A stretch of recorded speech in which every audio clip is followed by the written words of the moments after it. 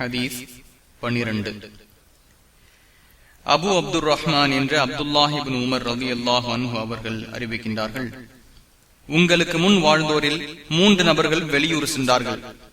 செல்லும் வழியில் ஒரு குகையில் இரவு தங்கும்படியான சூழல் ஏற்பட்டு அதில் அவர்கள் நுழைந்தார்கள்.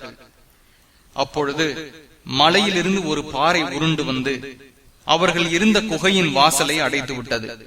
அப்பொழுது அவர்கள், நாம் செய்த செயல்களில் நல்லதை கூறி அல்லாஹ்விடம் நாம் பிரார்த்தனை செய்தாலே தவிர இந்த பாறையிலிருந்து நம்மை காப்பாற்றிக் கொள்ள இயலாது என்று தங்களுக்குள் பேசிக் கொண்டார்கள். அதில் ஒருவர் பின்வருமாறு பிரார்த்தனை செய்தார்: இறைவா, எனக்கு வயதான பெற்றோர் உண்டு. அவ்விருவரும் உண்ணும் முன் குடும்பத்தாருக்கோ ஊழியர்களுக்கோ நான் பால் தரமாட்டேன். ஒரு நாள் விறகு தேடி வெகு தூரம் சென்று விட்டேன். இரவு கடந்து விட்டது. என் பெற்றோருக்காக நான் பாலை கறந்து எடுத்து வந்தேன். இருவரும் தூங்கிக் கொண்டிருந்தனர். எழுப்ப மனமில்லாமல் அவர்கள் விழிக்கும் வரை காத்திருந்தேன். அதற்கு முன் என் குடும்பத்தினருக்கு அதனை கொடுக்க விருப்பமில்லை. இறுதியில் காலை நேரமும் வந்துவிட்டது. குழந்தைகள் என் காலடியில் பசியுடன் தூங்கிவிட்டார்கள். என் பெற்றோர் விழித்தனர். இருவரும் பாலை அருந்தினார்கள். இறைவா, உன் திருப்தியை நாடி இதை நான் செய்திருந்தால் இந்த பாறை மூலம் எங்களுக்கு ஏற்பட்டிருக்கும் தடையை நீக்குவாயாக என்று அவர் கூறினார். உடனே அதிலிருந்து வெளியே வர இயலாத அளவுக்கு பாறை சிறிது விலகியது. மற்றொருவர் பின்வருமாறு பிரார்த்தனை செய்தார்: இறைவா, எனக்கு சிறிய தந்தை மகள் இருந்தாள். அவள் எனக்கு மிக பிரியமானவளாக இருந்தாள். ஆண்கள் பெண்களை விரும்புவதில் கூடுதல் நிலை இருப்பது போலவே அவளை அடைய நான் விரும்பினேன். என் ஆசைக்கு இணங்க மறுத்தவளாக என்னிடமிருந்து விலகிவிட்டாள். பிறகு பஞ்சம் ஏற்பட்ட ஆண்டுகளில் ஓராண்டின் போது அவள் என்னிடம் உதவி கேட்டு வந்தாள். அவளும் நானும் தனியே இருப்பது இந்த நிபந்தனையின் பேரில் அவளிடம் 120 தீனார்களை கொடுத்தேன். அவளும் சம்மதித்தாள். அவளை நான் நெருங்கினேன். அவளின் 2 கால்களுக்கிடையே உட்கார்ந்தேன். அப்பொழுது அவள், அல்லாஹ்வை அஞ்சுவீராக, உரிமையின்றி முத்திரையை நீக்கிவிடாதீர் என்று கூறினாள்.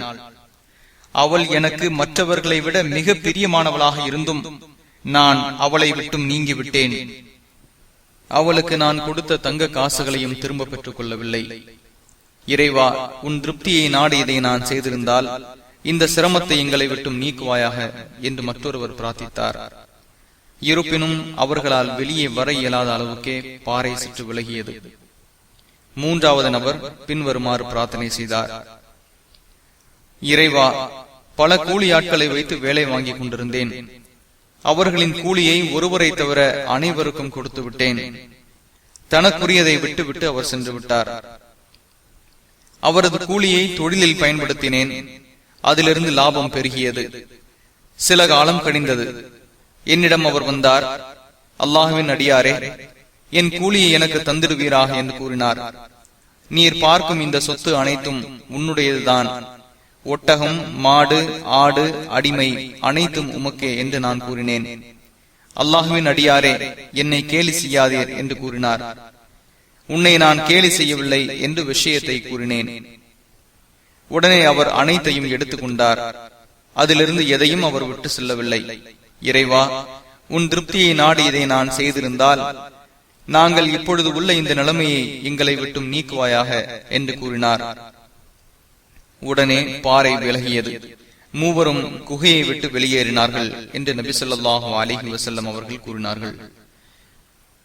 புகாரி 2215, 2272, முஸ்லிம் 2743.